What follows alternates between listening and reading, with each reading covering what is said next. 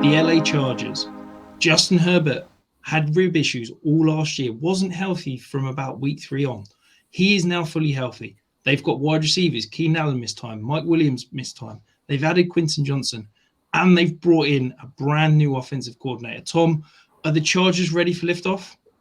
Absolutely, and I think the Chargers are going to be one of those teams that a year from now we look back at it and it's like, how did we let those players ADP get to where they are?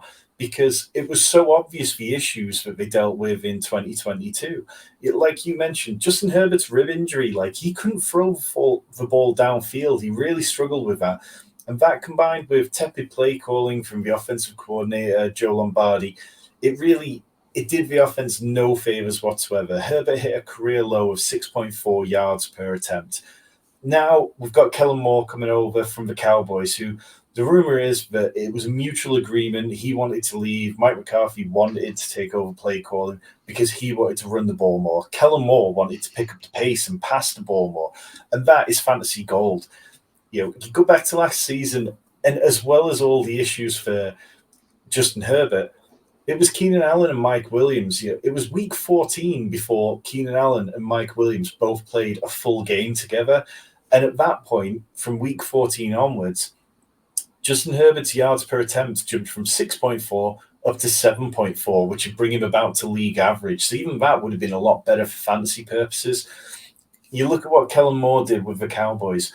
Dak Prescott's yards per attempt was always over 8 every season. He pushed the ball downfield. And you go back again to the Cowboys and look at what Kellen Moore did there. They always played fast, and I love talking about teams playing fast when it comes to fantasy because that's where the points are. More pace, more plays, more points, just time and time again. And I'll draft as many of the Chargers as I can this year. Yeah, I'm a little bit concerned about Austin Eckler. I've got some concerns about whether he repeats as that kind of, top 3 running back. Obviously, he was RB1 last year.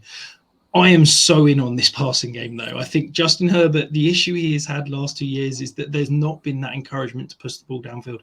He's almost operating too perfect as a quarterback, and he's getting through his reads and checking down, and he almost needs someone to just say, you know what, it's okay to take some chances every now and then. You don't have to be perfect. And we've seen Mike Williams. He had a 6-game stretch where he was the wide receiver 2 in fantasy. We've seen Keenan Allen put in those back-end wide receiver 1 seasons year after year after year.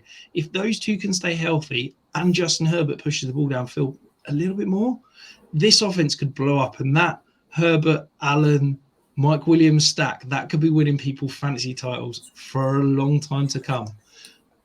Diving back into Kellen Moore, are you a little bit concerned that we're almost overhyping him a little bit and there's a little bit almost too much expectation of what he could bring to this Chargers offense?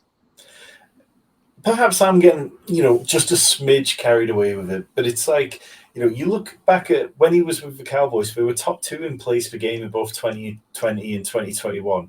It just seemed like he's got that kind of like slightly analytical minded approach, much like Brandon Staley, the Chargers head coach.